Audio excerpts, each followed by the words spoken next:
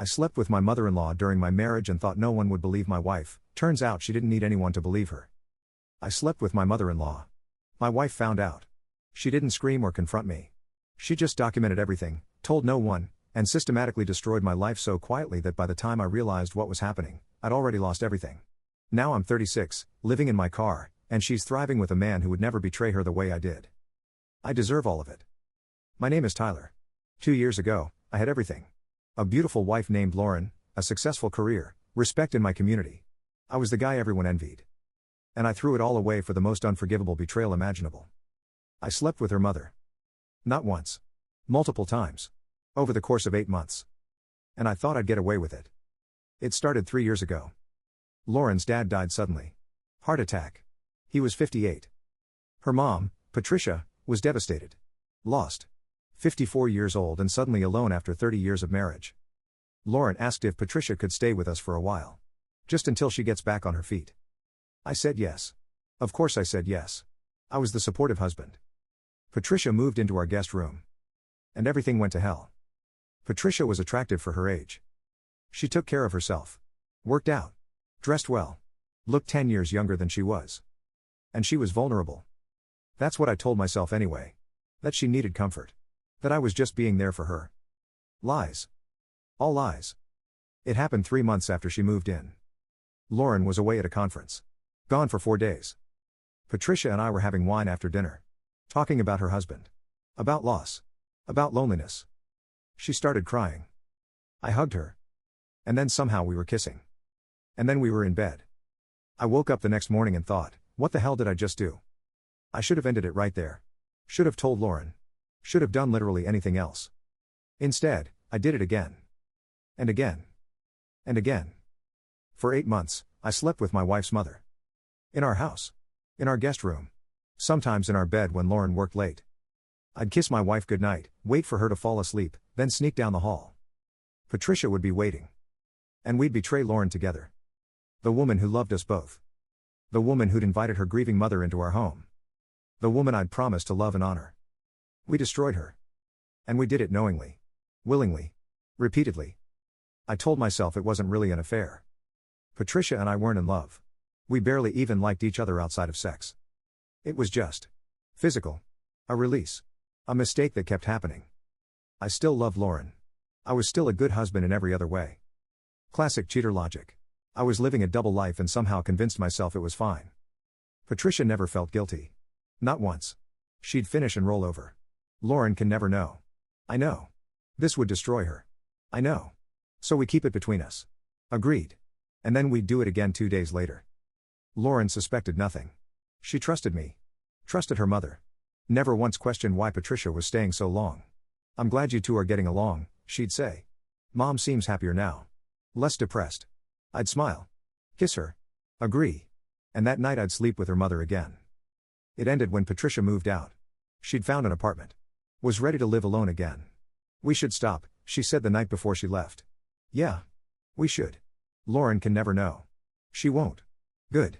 Patricia moved out the next day. Lauren helped her pack. Cried happy tears. I'm so proud of you, Mom. You're so strong. I stood there watching them hug. And felt nothing. Not guilt. Not shame. Not relief. Just nothing. I thought it was over. Patricia was gone. The affair was done. Lauren would never find out. Life would go back to normal. I was wrong. 6 months after Patricia moved out, Lauren's behavior changed. Subtle things at first. She stopped asking about my day. Stopped initiating sex. Started working late more often. I barely noticed. I was relieved, actually. Less pressure to perform. Less guilt to manage. I should have paid attention. 1 year after the affair ended, Lauren asked me to go to couples therapy. I feel like we're drifting apart, she said. We're fine, I said. I don't think we are. You want to waste money on therapy? I want to save our marriage. I agreed. Reluctantly. We went to 3 sessions. The therapist asked questions. Lauren answered honestly. I lied through my teeth. After the 3rd session, Lauren said, I don't think this is working. I told you therapy was a waste. That's not what I meant. She didn't explain. 18 months after the affair ended, I came home from work to find Lauren sitting at the kitchen table. Papers spread out in front of her. What's all this? I asked. Divorce papers. My blood ran cold. What? I'm filing for divorce, Tyler. Why? What did I do? She looked at me. Really looked at me. And I saw it in her eyes. She knew. How long have you known? I whispered. Known what? Don't play games, Lauren. I'm not playing games. I'm ending our marriage. Because of your mom. She didn't react. Didn't confirm. Didn't deny. Just stared at me with those cold, knowing eyes. You can't prove anything, I said. Mistake. Huge mistake. Lauren smiled. Not a happy smile. A knowing smile. You think I need to prove it? No one will believe you. Your own mother. I don't need anyone to believe me, Tyler. I just need you to sign these papers. I'm not signing anything. Yes, you are. You can't force me. Check your email. I pulled out my phone. New email from Lauren. Subject, read this. I opened it. And my world ended. The email contained photos. Timestamped. Me and Patricia. In our bed. In the guest room. In the living room. Videos. Audio recordings. Text messages between Patricia and me. A timeline. Every single time we'd been together. Dates. Locations. Duration. Witness statements. From neighbors who'd seen Patricia leaving late at night. From friends who'd noticed suspicious behavior. Financial records. Hotel receipts I didn't remember. Credit card charges. Everything. Every single piece of evidence documented, organized, and ready to destroy me. How? I looked up at her. Hidden cameras. Audio recorders. I suspected 6 months before she moved out. I just needed proof. You knew the whole time? Most of it. Why didn't you say anything? Because I needed evidence. Because I knew you'd deny it. Because I knew my mother would lie. So I waited. I documented. And I built a case. I sat down heavily. Here's what's going to happen, Lauren continued. You're going to sign these papers. You're going to give me everything I'm asking for, which is everything. The house. The savings. Your retirement account. All of it. That's not fair. Fair? You slept with my mother. In our bed. For 8 months. And you want to talk about fair? I had no response. If you fight me, she continued calmly, I release everything. To your family. Your friends. Your employer. Social media. Everyone will know what you did. Everyone will know you're the kind of man who sleeps with his grieving mother-in-law. You wouldn't. Try me. I looked at her face. She would. She absolutely would. What about Patricia? I asked. What about her? Are you going to? I cut her out of my life the day I confirmed what you were doing. She doesn't know I know. She thinks she got away with it. Just like you did. You haven't talked to her in 18 months? Not once. She calls you. I don't answer. She thinks. I don't care what she thinks. Lauren stood up. Sign the papers, Tyler. Tonight.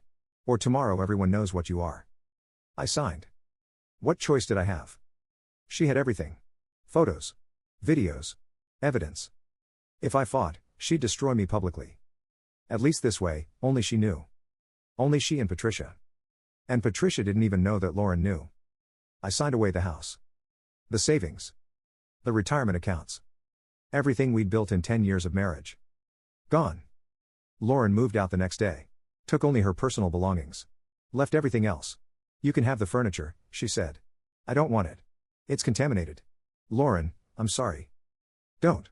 I never meant. Yes, you did. You meant it every single time. For 8 months. Don't insult me by pretending it was a mistake. She walked out. And I never saw her again. Here's what I didn't know then. Lauren had already planned everything. The divorce was finalized in 60 days. She'd already found a new apartment. Already transferred to a different office. Already blocked me on everything. By the time I realized what was happening, she was gone. Completely. Permanently. Patricia found out 2 weeks after the divorce was final. Lauren finally answered one of her calls. And told her everything. I know what you did. I have proof. Video. Photos. Everything. I've known for 2 years. I wanted you to think you got away with it. But you didn't. And now you've lost your daughter forever. Then she hung up. Patricia called me, hysterical. She knows. Lauren knows. She has videos. I know. You knew and you didn't tell me? She made me sign the papers. Took everything. We have to explain. There's nothing to explain, Patricia. We did this. We deserve this. She hung up on me. I haven't heard from her since. My family found out 3 months later. I don't know how. Lauren said she wouldn't tell anyone if I signed. Maybe Patricia told someone. Maybe it leaked somehow. Either way, my parents called. Is it true? Did you really sleep with Lauren's mother? I couldn't lie. Yes. Silence. Then my father, don't call us again. Click. My friends found out next. Social circle implosion. Invitations stopped coming. Group chats went silent. I'd see them at bars and they'd turn away. No one wanted to be associated with me. The guy who slept with his mother-in-law. The guy who betrayed his wife in the worst possible way. Work found out 6 months after the divorce. Someone sent anonymous emails to my boss. With screenshots. Photos. Evidence. This is a personal matter, I started. This is a character matter, my boss said. We can't have someone with your judgment representing our company. You're firing me? We're accepting your resignation. Effective immediately. I had no choice. I resigned. I couldn't find work after that. My reputation preceded me. Background checks revealed the divorce. References went cold. Interviews ended abruptly. Nobody wanted to hire the guy who slept with his mother-in-law. I lost the house 8 months after the divorce. Couldn't afford the mortgage without Lauren's income. Without my job. The bank foreclosed. I moved into a cheap apartment. Then a cheaper one. Then a motel. Now I live in my car. I saw Lauren 6 months ago. She was at a restaurant. With a man. Tall. Handsome. Successful looking. They were laughing. Holding hands. Looking at each other the way we used to. She looked happy. Free. Like a weight had been lifted. And I realized, I was the weight. She saw me watching. Our eyes met. She didn't look angry. Or sad. Or anything. She looked through me. Like I was a stranger. Like I'd never existed. Then she turned back to her date. And I walked away. I'm 36 now. 2 years since the divorce. I live in my car. A 2015 Honda Civic with 180,000 miles. I park in different places each night. Walmart parking lots. Rest stops. Side streets. I shower at the gym when I can afford the membership. Eat fast food. Sleep in the back seat. This is my life now. Month 3, I tried to apologize to Lauren. Sent an email. She blocked it. Sent a letter. Came back, returned to sender. Showed up at her apartment. She called the police. Sir, you need to leave or we'll arrest you for trespassing. I left. I haven't tried to contact her since. Month 6, Patricia tried to contact me. Left voicemails. We need to talk. About what happened. About Lauren. I didn't call back. What was there to say? We destroyed her daughter. We destroyed each other. There was nothing left to discuss. Month 9, I hit rock bottom. Lost my apartment. Couldn't pay rent. Slept in my car for the first time. Cried myself to sleep. Woke up to cops knocking on my window. You can't sleep here. Where am I supposed to go? Not my problem. They made me move. Year 1, I tried to rebuild. Got a job at a warehouse. Manual labor. Minimum wage. Saved enough for a motel room. Lasted 3 weeks before someone recognized me. You're that guy. The one who slept with his mother-in-law. Word spread. Coworkers avoided me. Boss let me go. Not a good fit. Back to the car. Year 1, month 6, I saw Lauren's engagement announcement. Facebook. Someone's screenshot sent to me by a former friend. Thought you should know. Lauren and someone named Michael. Beautiful photo. Her ring was enormous. She looked radiant. Everything I should have given her, he was giving her instead. I stared at that photo for hours. Then deleted it. Tried to forget. Couldn't. Month 18, my mother reached out. First contact in over a year. Your father had a heart attack. He's in the hospital. Is he okay? He'll survive. But he doesn't want to see you. Can I just? He doesn't want to see you, Tyler. Respect that. She hung up. I drove to the hospital anyway. Sat in the parking lot for 3 hours. Never went in. Month 20, I tried therapy. Free clinic. Sliding scale. Therapist listened to my story. Why did you do it? I don't know. That's not an answer. I don't have a better one. You slept with your wife's mother. Your grieving mother-in-law. For 8 months. In your wife's bed. You need a better answer than I don't know. I didn't go back. Month 22, Patricia sent a letter. Forwarded through someone. I don't know who. Tyler. I need you to understand something. What we did destroyed my relationship with my daughter. The only family I have left. She won't speak to me. Won't see me. I missed her engagement. I'll miss her wedding. I'll never meet my grandchildren. I lost everything because of you. I hope you're suffering the way I am. Patricia. I burned the letter. She blamed me. Like she didn't make choices too. Like she didn't climb into bed with her daughter's husband. We both did this. Month 24, Lauren got married. I saw photos online. Someone posted them publicly. Beautiful ceremony. Outdoor venue. Sunset. Lauren in white. Michael in a tux. They looked perfect together. I wasn't in a single photo. Erased completely. Like I'd never existed. That's when everything collapsed completely. I realized, I'm 36 years old. I have no job. No home. No family. No friends. I live in a car. I eat from dollar menus. I shower at gyms when I can afford it. I'm alone. Completely alone. And I did this to myself. The final blow came when I tried to see my father. He'd been discharged from the hospital. I drove to my parents' house. Knocked on the door. My mother answered. "What are you doing here?"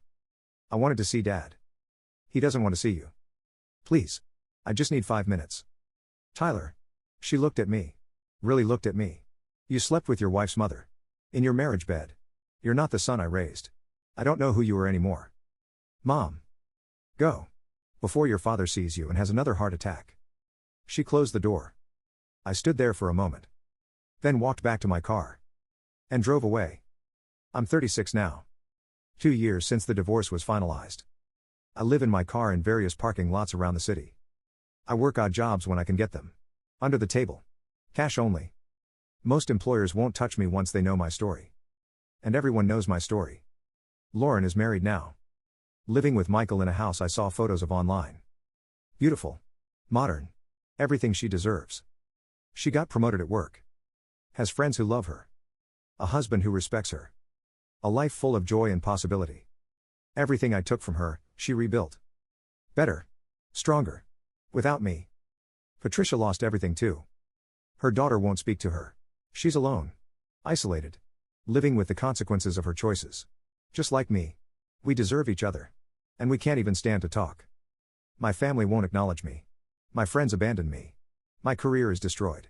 My reputation is ruined. I'm the cautionary tale people tell. Don't be like Tyler. Don't throw your life away. This is my life now. Wake up in my car, stiff and cold.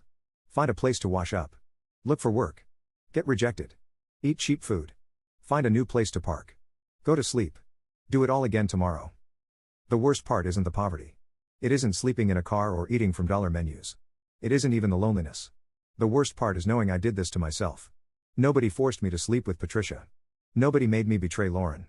I chose this. Every single time for 8 months. I chose excitement over loyalty. I chose lust over love. I chose to destroy the woman who trusted me completely. People say what doesn't kill you makes you stronger. They're wrong. What doesn't kill you just teaches you to survive in the wreckage. To exist in the aftermath of your own destruction. To breathe in the ruins you created. I destroyed my marriage for 8 months of sex with my mother-in-law. Traded a lifetime of love for something unspeakable. Gave up everything that mattered for the worst betrayal imaginable.